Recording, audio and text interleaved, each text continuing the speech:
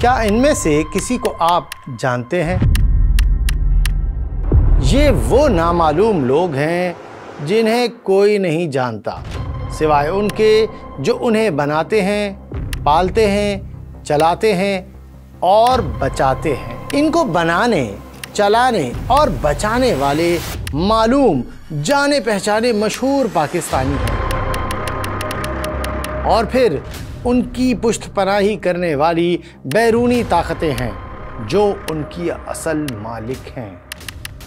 ये एक के पीछे एक छुपी हुई दूसरी परत है। ये वो लोग हैं जिनके दिलों में ईमान का चिराग बुझ चुका है और अब उनकी लौ मगरिब से लग गई है। ये पाकिस्तान में इस्लाम और पाकिस्तान के ख़िलाफ़ नौजवानों में एक ख़तरनाक जहर उंडेलते हैं। न सिर्फ ये बल्कि ये खुदा, इस्लाम, पैगंबर इस्लाम और तमाम मुक़द्दसात की शदीद तौहीन और गुस्ताखियाँ करते हैं। इस पूरे टोले के अज़ाइम क्या हैं, ज़रा सुनिए। मुझे वो बंदा अपने मुंह से कहता था कि हम लोग पाकिस्तान को बदल देंगे, हम पाकिस्तान से मौलवियों को उठा के फेंक देंगे, हम पाकिस्तान में मतलब वो जो मगरब की आज़ादियाँ हैं जो इनकी ख्वाहिश है कि इनको मिल जाए और अल्लाह और अल्लाह के रसूल मना करता है, हम उनको पाकिस्तान में नाफिज करेंगे।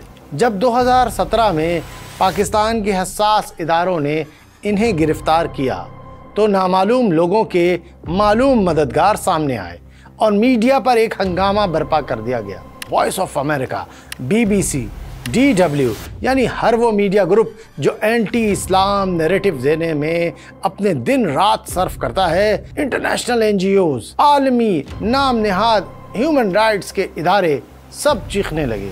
ब्लॉगर्स को उठा लिया, ब्लॉगर्स को गिरफ्तार कर लिया। Accusations of blasphemy first appeared online against several activists who went missing in early January. Pakistan, where a blogger has alleged torture. This kind of crackdown, of course, they are going to send this signal to silence the voices, you know. Liberal, secular, left-wing, progressive voices are being silenced, which had led to protests and demands on quick recovery. आपने शायद इस औरत को TV पर देखा होगा। ये बदबख्त औरत भी पाकिस्तान में 295C की वजह बनी थी, क्योंकि इस औरत ने भरे मजमे में हमारे प्यारे नबी करीम अलैहिस्सलाम की बेअदबी की, जिसके रद्द अमल में ये कानून पास करवाया गया था।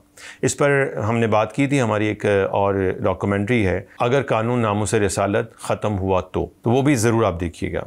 अच्छा, ये औरत जो है ये अपने इस्लाम और पाकिस्तान मुखालिफ नज़रिए में बहुत ज़्यादा मशहूर थी, लेकिन फिर भी आप देखें कि इसे मुस्तकिल अवार्ड्स दिए जाते रहे हुकूमत की जानिब से, क्योंकि ये एक पावरफुल खातून थी और इसके बैक के ऊपर वेस्ट इसकी पुष्पनाही कर रहा था और कादियानियों की भी हिमायत से रही। इसके अलावा इसके जो काम थे वो यही थे कि कादियानियों को सपोर्ट करना, औरत मार्च, फेमिनिज़म, मेरा जिस्म मेरी मर्ज़ी जैसे नज़रियात। इसके अलावा पाकिस्तान में जो ट्रांसजेंडर एक्ट पास हुआ था, तब हमने जब इस पे काम किया था तो पता चला कि इसके पीछे भी ये खातून आसमा जहांगीर मौजूद थी और ये ख़ुद जो है वो इंडोनेशिया गई थी और वहाँ जाकर उन्होंने योग्या कार्ता प्रिंसिपल्स जो ड्राफ्ट किए हैं उसके अंदर ये इब्तदाई लोगों के अंदर शामिल थी और उनका मकसद ये है कि पूरी दुनिया के अंदर फ़हाशी को, LGBT को, विद कॉन्सेंट सेक्स को जो है वो फ्री किया जाए और उसके ऊपर जितने भी कवानीन हैं उन्हें ख़त्म किया जाए।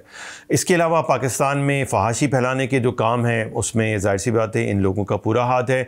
शरीयत बिल की मुखालिफत में इन्होंने बाकायदा पूरी तहरीक चलाई थी और ये गुस्ताखों की वकालत हमेशा से करते रहे हैं। तो आपको ये टोला, ये गैंग है, पूरा एक ही गैंग है, आपको ये गैंग पूरा का पूरा गैंग जो है वो हर जगह, हर गैर इस्लामी काम के पीछे, सेकुलर और लिबरल आइडियोलॉजी के पीछे जो है वो नज़र आएगा। ब्लॉगर्स को आज़ाद करवा कर मुल्क से फ़रार करवाने में भी ये टोला सबसे आगे था।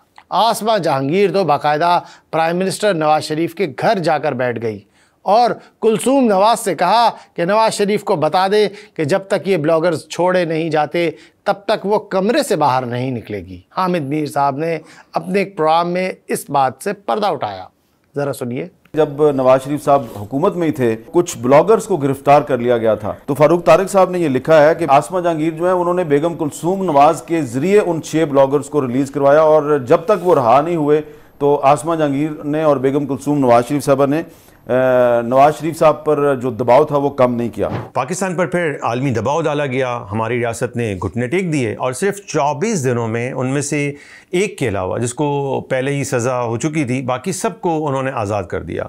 बल्कि वो बैरून मुल्क फ़रार भी करवा दिया गया, जहां उनका बाकायदा रेड कारपेट रिसेप्शन हुआ और अब ये सब वहां बैठकर सोशल मीडिया के जरिए अपना पूरा एक नेटवर्क जो है वो चला रहे होते हैं। ब्रेकिंग न्यूज ये है कि इस्लामाबाद से लापता प्रोफेसर सलमान हैदर घर पहुंच गए हैं। समाजी रहनुमा सलमान हैदर की रिहाई के बाद आसिम सईद भी रिहा हो गए। ये पूरा नेटवर्क कैसे चलता है, जरा एक झलक देखें। 2017 में अयाज निजामी को गिरफ्तार किया जाता है। अयाज निजामी का असल नाम अब्दुल वहीद है। ये न सिर्फ मुसलमान था बल्कि इसने बाकायदा मजहबी तालीम भी हासिल कर रखी थी, मगर गुमराह होकर मुल्हिद यानी खुदा का इनकार करने वाला बन गया और इस्लाम और शायर इस्लाम और नबी करीम सल्लल्लाहु अलैहि वसल्लम की माज़अल्लाह तौहीन शुरू कर दी।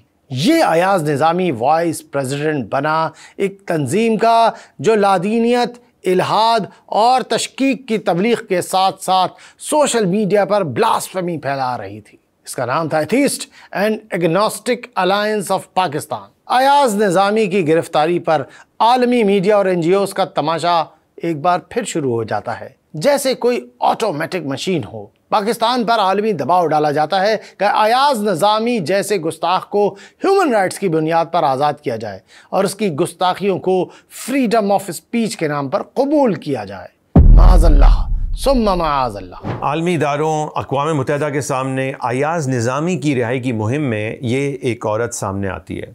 ये है फौजिया, जिसने इस्लाम छोड़ दिया है और एथिस्ट बन गई है। बल्कि ये अयाज निज़ामी जिस तंजीम का वाइस प्रेसिडेंट था, ये उसकी फाउंडर प्रेसिडेंट है। तो फौजिया ने 2012 में atheist and agnostic alliance Pakistan की बुनियाद डाली थी और इसका मिशन था कि इस्लाम पर हर किस्म की तनकीद की जाए, कुरान और रसूल और मुक़द्दसात इस्लाम की तौहीन को फ़रोग़ दिया जाए और इल्हाद यानी एथीज़म और स्केप्टिसिज्म की तबलीग की जाए और ख़ास तौर पर नौजवानों को दीन छोड़ने पर उकसाया जाए। और ये कर रहे थे ये काम, और ये बताते हैं कि इन्होंने उस वक्त तक जो है वो 3000 अपने मेंबर्स तक बना लिए थे। और फिर जब उसे लगा कि अब उसकी शनाख्त जो है वो ज़ाहिर होती चली जा रही है, तो फिर उसने 2015 में जो है ये फैसला किया कि उसे मुल्क छोड़ देना चाहिए और फिर वो यहाँ से भाग गई थी। आलमी इदारों और यूरोपीय यूनियन की पार्लियामेंट से मुलाकातें और वहाँ मुहिमजोई करना किसी आम आदमी का काम नहीं है। ये वही लोग हैं जिनकी पुश्तपनाही ये आलमी ताकतें कर रही होती हैं और इस मकसद पर अरबों डॉलर खर्च कर रही होती है। अयाज निज़ामी को पाकिस्तान में सज़ाए मौत सुनाई जा चुकी है और आप देखें कि गुस्ताखी को प्रमोट करने और गुस्ताखों को बचाने के लिए अमेरिका और यूरोप किस हद तक चले जाते हैं। यूरोपीय यूनियन की आप अगर रिपोर्ट देखें तो यूरोपीय यूनियन ने पाकिस्तान को जो एक GSP+ की फैसिलिटी दी हुई है, जिसमें पाकिस्तान जो है वो यहाँ से एक्सपोर्ट करते हैं और जब वो अशिया यहाँ से जाती हैं तो वहाँ पर जो है वो उसके ऊपर ड्यूटी नहीं होती, ताकि ज़्यादा से ज़्यादा वहाँ पर पाकिस्तान को अपॉर्चुनिटी मिले कि वो अपनी प्रोडक्ट्स बेचे। तो ये फैसिलिटी पाकिस्तान को GSP+ की ये यूरोपीय यूनियन ने दी हुई है। तो यूरोपियन पार्लियामेंट के अंदर ये सवाल उठाया जाता है कि जब पाकिस्तान ने अयाज निज़ामी को आज़ाद नहीं किया, इस ब्लास्फेमर को आज़ाद नहीं किया, तो इसे GSP+ की ये सहूलत क्यों दी जा रही है? तो ये बंद कर दिया जाए और ये कैंसिल की जाए इनकी। तो जब हम ये कहते हैं ना कि ये फॉरेन सपोर्ट है, फॉरेन एजेंडा है, फॉरेन फंडिंग है, तो लोग कहते हैं कहाँ है इसके सबूत? कहाँ? ये रिपोर्ट है, ये बता रही है। इसे कहते हैं फॉरेन सपोर्ट, इसे कहते हैं फॉरेन एजेंडा, जिसके बारे में हम शऊर की वीडियोज़ में बार बार आपको बताते रहते हैं। और फिर इससे भी ज़्यादा हैरत अंगेज़ बल्कि ख़तरनाक बात वो सुने जो इसके जवाब में लिखी गई है, जो वहाँ पर जवाब दिया गया था। जिस शख्स ने जवाब दिया उसने क्या कहा? उसने कहा कि हमने GSP+ तो वापस नहीं लिया है, मगर कई ममालिक में हम ब्लास्फेमी के कवानीन को सिरे से ख़त्म करवाने के बहुत से इक़दाम कर चुके हैं और हम इनको ख़त्म करवा कर रहेंगे। गुस्ताखियों को फैलाने और गुस्ताखों को आज़ादी देने के लिए एक बहुत गहरी चाल चली जा रही है। बार बार ये दोहराया जा रहा है कि गुस्ताखी के इल्ज़ामात झूठे होते हैं। लोग ज़ाती झगड़ों में गुस्ताखी का झूठा इल्ज़ाम लगाकर बेगुनाह लोगों को फंसा देते हैं। बाकायदा अब ड्रामों में भी ये सब दिखाया जाने लगा है।